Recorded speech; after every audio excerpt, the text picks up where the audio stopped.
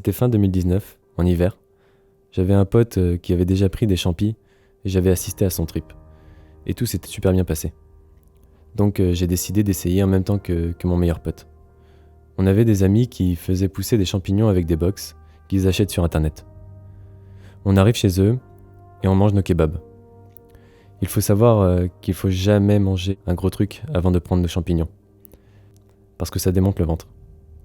Je sais pas comment ça agit, mais ça fait des espèces de bulles dans l'estomac. C'est super bizarre. Donc je mange mon kebab, et comme les champis, ça a un goût super bizarre, un peu de terre, je les ai mangés dans un yaourt. En plus de ça, j'avais déjà bu quelques bières avant. Les potes en question avaient déjà pris plusieurs fois des drogues, mais ils m'ont rien dit. Ce soir-là, j'ai pris une bonne dose de champignons hallucinogènes, environ 1,7 grammes. Et au début, je sentais rien, à part que je stressais énormément, vu que c'était la première fois que je prenais une drogue dure. Ensuite, on décide de bouger de l'appartement, pour rejoindre nos potes dans un bar. Et je stresse de plus en plus. Je me sens vraiment pas bien. Je regrette instantanément d'en avoir consommé. On descend dans le métro, et là je me rends compte que mon cœur a jamais battu aussi vite. Ça devait tourner autour des 180 ou 200 battements par minute. Mon pote me dit « viens, on bouge, on se fait un petit footing ». Mais lui, il commençait à être totalement perché par les champignons. On arrive en haut, et ça va encore moins bien, évidemment. Et mon pote est totalement défoncé. Donc il me dit qu'il va chercher quelqu'un dans un bar pour s'occuper de moi. Une pote arrive et me rassure, me dit que ça va bien se passer. Et ça me fait du bien, mais ça va pas mieux. Au bout de 2 minutes, avec ma pote, ça va vraiment plus. Et là, je vomis tout contre un arbre. Et à partir de ce moment-là, le trip commence. Je monte direct et je suis super excité. Et les gens autour de moi sont super bienveillants, me demandant si ça va. Et ça me rassure énormément. Et je monte devant le bar où tous mes potes étaient. Et ils sont super contents de me voir. À ce moment-là, j'étais tellement soulagé de plus être dans le mal que j'étais vraiment euphorique. Et un autre pote venait de prendre sa dose aussi. De mon côté, j'arrêtais pas de parler. Je disais tout ce qui me passait par la tête. Par exemple, j'ai parlé du fait que je trouvais fou que l'Amérique soit coupée en deux par juste un canal. Le canal du Panama. Et je voyais en même temps que je parlais des plans en drone au-dessus du canal. C'était super cool. Ensuite, mon pote qui avait pris sa dose en dernier a eu ses premières hallucinations. Il a commencé à parler d'une amie en face de nous qui avait une tête de pigeon. Et de plus en plus, je voyais son nez qui se transformait en bec. Et puis tout son visage se transformait en tête de pigeon. Donc là, avec mon pote, on se tape une énorme barre. Et on reste là, dessus, pendant, 5 minutes.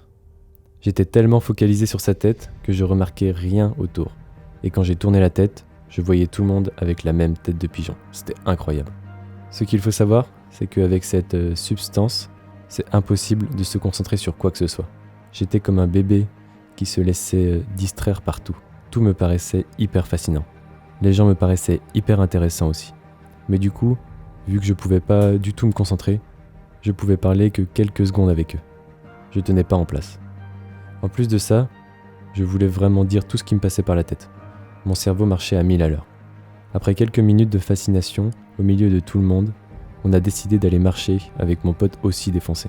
On s'arrête un peu partout et on essaye de décrire ce qu'on ressent.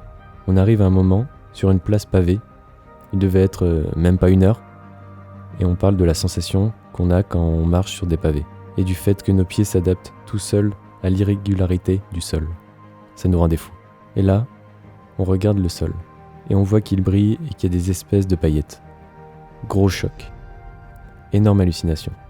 J'avais l'impression d'être dans la galaxie. Je voyais la voie lactée tout autour de moi, mais j'arrive pas à décoller mon regard du sol. Mais sur le moment, je me rends pas compte. J'avais réellement l'impression d'être incrusté avec un fond vert sur un décor d'espace. Ça me tuait de rire et ça m'impressionnait. Parce que j'avais conscience d'avoir pris quelque chose.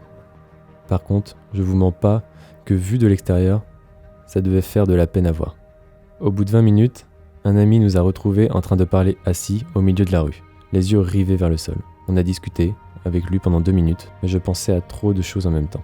C'était impossible pour moi de rester concentré sur quelque chose de conventionnel plus de 30 secondes. Donc parler avec lui 2 minutes, ça m'a retourné le cerveau.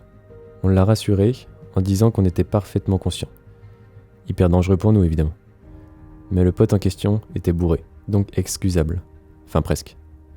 Avec le pote des alus que j'avais depuis le début, on s'est mis à courir à fond tout droit. On avait une sensation de vitesse impressionnante. Je ressentais chaque poil s'hérisser au contact du vent. Super bizarre. Au bout de quelques secondes, ouais, c'est très rapide, on s'est arrêté sur la devanture d'une boutique, Tommy Hilfiger. À cette époque-là, on avait vraiment 0 sous et on s'habillait en H&M tout le temps. Et le fait d'être sur cette marche, on se sentait hyper riche. Et donc on s'est comporté comme des riches. Le problème, c'était que la seule image d'un riche dans ma tête, à ce moment-là, c'était un riche de dessin animé. Hyper bling bling et qui se la pétait à balles. On a baissé nos vestes et on a bombé le torse, comme si on était les rois de la ville, dans un dessin animé. J'étais comme un dingue. J'avais des billets imaginaires dans la main que je balançais partout. Après ça, je me souviens plus vraiment de ce que j'ai fait. Je me souviens juste que des potes nous ont dit d'aller quelque part et qu'on les a écoutés. On est arrivé avec eux et les effets avaient largement diminué. Je me sentais juste apaisé après 2 heures de full speed. J'avais juste l'impression d'être défoncé, mais pas fatigué. Normalement, le plateau est censé durer au moins 4 heures. Mais le fait que j'ai vomi avant que les effets montent a fortement diminué ma shape, je pense. En vrai, j'ose à peine imaginer ce qu'il serait resté de moi avec une prise normale dans un contexte pareil. Les champignons, c'est pas quelque chose à prendre en public, mais carrément plus dans une soirée privée avec des gens qu'on connaît bien. La deuxième erreur que j'ai fait, c'est que je n'avais pas de trip-sitter. Personne de sobre avec moi pour s'occuper de moi et me contenir. Un trip-sitter m'aurait été d'autant plus important que j'étais dans la rue. Et si j'avais eu un full chep, j'aurais vraiment pu partir en bad. Vu que j'avais aucun point d'accroche, rien, ça aurait été hyper dangereux. Je retenterai pas une expérience comme ça, parce que quand j'en ai parlé à des personnes expérimentées, elles m'ont dit que c'était super dangereux. Le lendemain, après une grosse nuit, l'adrénaline et les effets étaient partis. La redescente est très facile, étonnamment.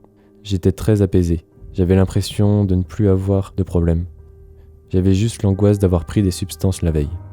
Ce qui n'est pas hyper agréable, mais je pense que c'est plus personnel. Bref, je pense pas réessayer les champignons. Ça m'a vraiment retourné la tête. Comme jamais. Et j'ai été perturbé pendant quelques jours. Heureusement, c'était une bonne expérience. Mais c'est vraiment quelque chose à prendre avec des pincettes, à cause des risques que ça comporte.